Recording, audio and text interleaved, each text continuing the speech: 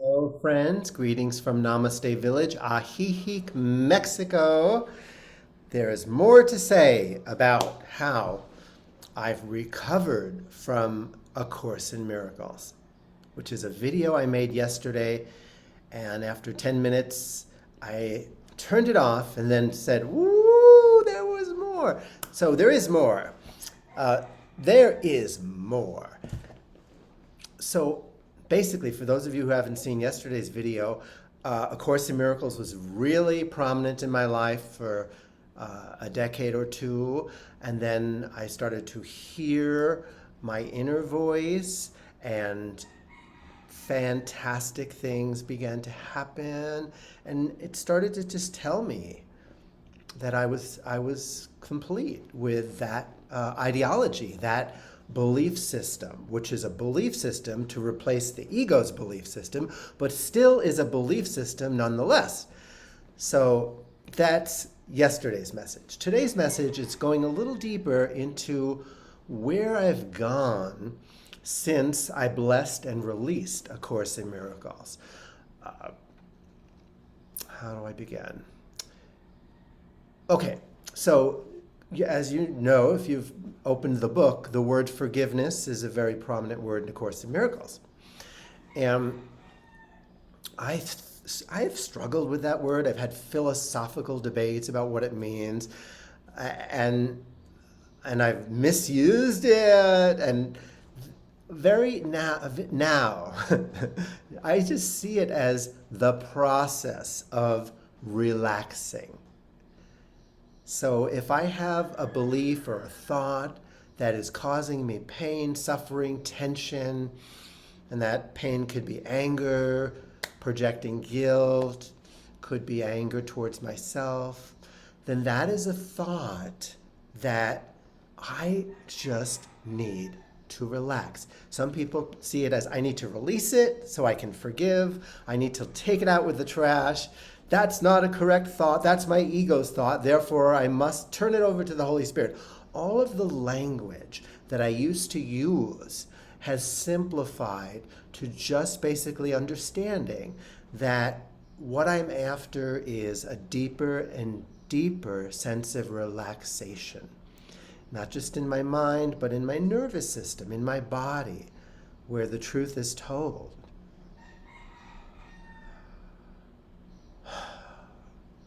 It's a beautiful thing to just get how simple this all is. So if I have hurt, if I'm hurt about something, yeah, you could say, oh, that's your ego.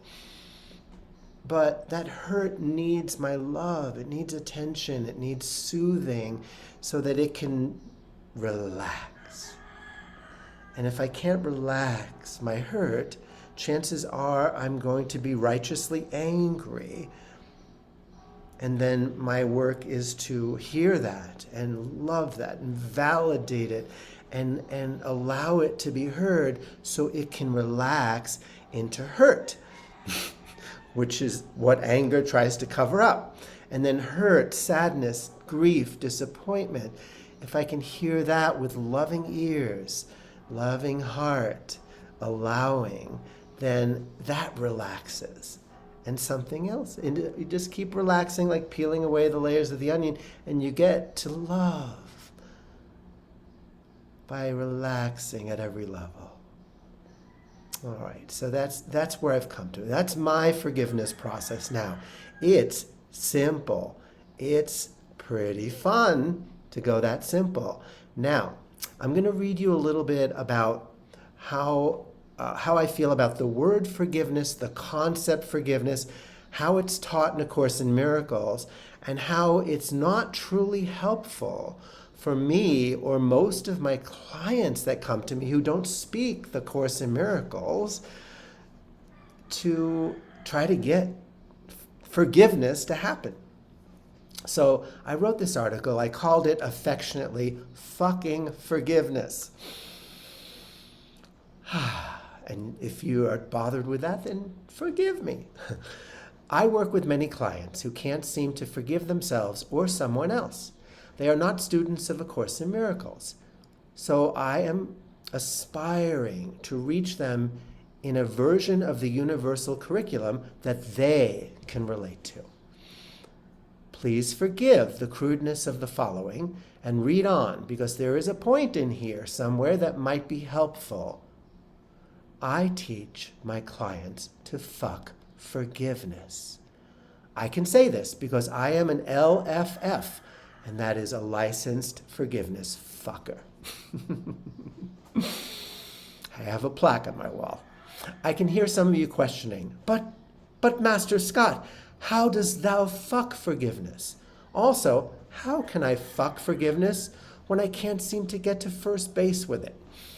Firstly, I would like all of you to stop trying to even date forgiveness because it's outdated.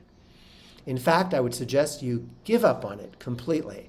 Log into Gracebook and unfriend forgiveness forever. Allow me to explain. When I was in college, I started studying A Course in Miracles, which, as you know, uses the word forgiveness a precise total of a zillion times. I came back for the summer, sat down with my mother, and told her with as much sincerity as I could muster, "Mom, I forgive you for everything."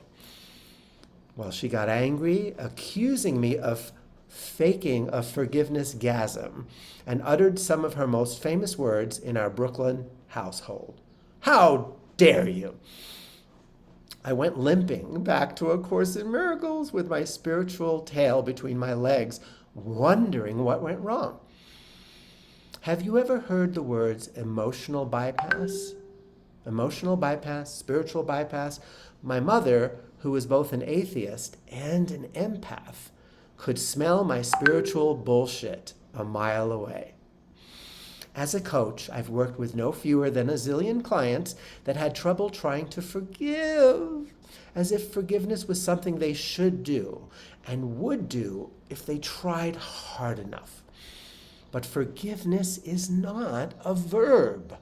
It's a process, a journey, a result of a long-term commitment to healing, to peeling away hurt feelings, angry feelings, fears, grief, layer by layer. The key is allowing the pain inside you to be met with compassion. Then you can have compassion for the people who have pushed your buttons.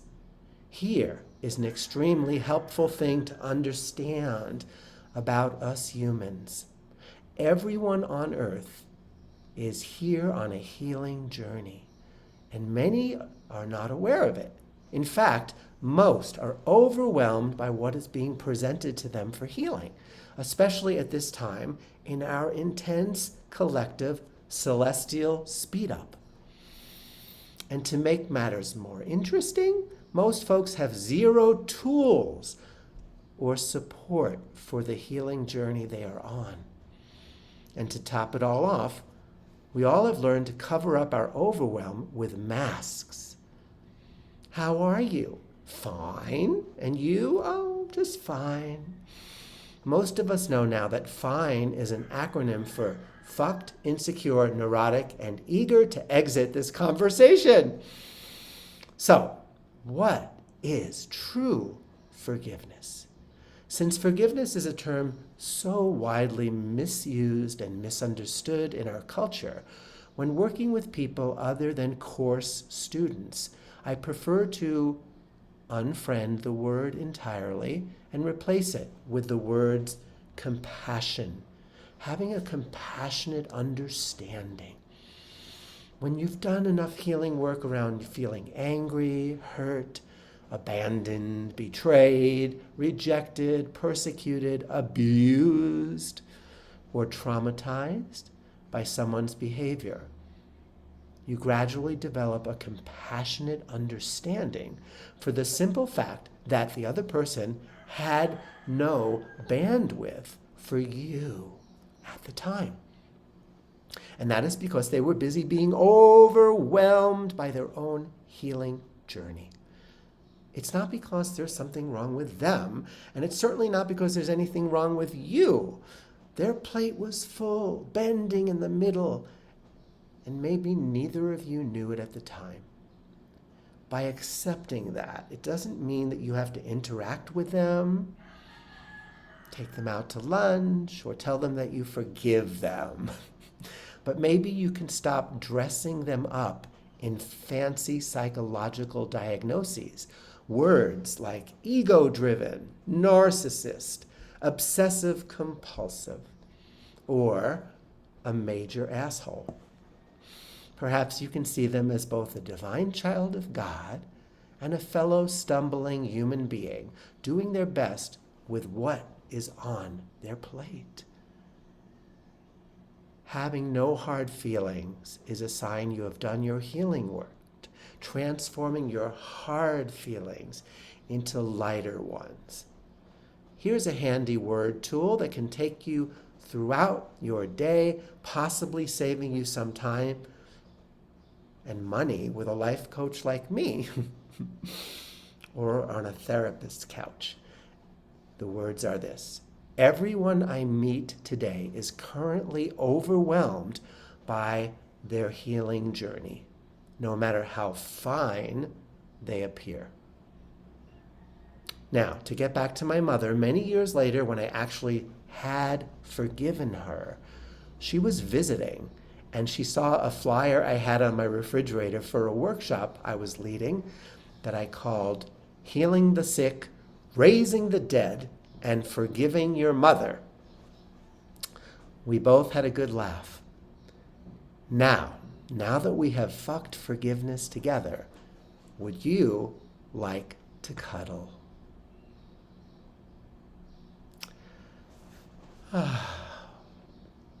So if you are nearing the end of your journey with A Course in Miracles, it's helpful to begin to translate the words like forgiveness into something simpler like relaxation. Or Holy Spirit. I see Holy Spirit now as the right side of my brain, which is filled with intuition and all kinds of mystical things. But it's in me. The atonement. Wow, that could be a really fancy word. And what does it mean? Accepting the atonement for yourself is accepting that you are one with God already. That all is well, that you are and always have been innocent and one with your brothers and sisters. So, what a joy it is to study something as mystical and magical as A Course in Miracles. And what a joy it is to recover from it. Have a great day.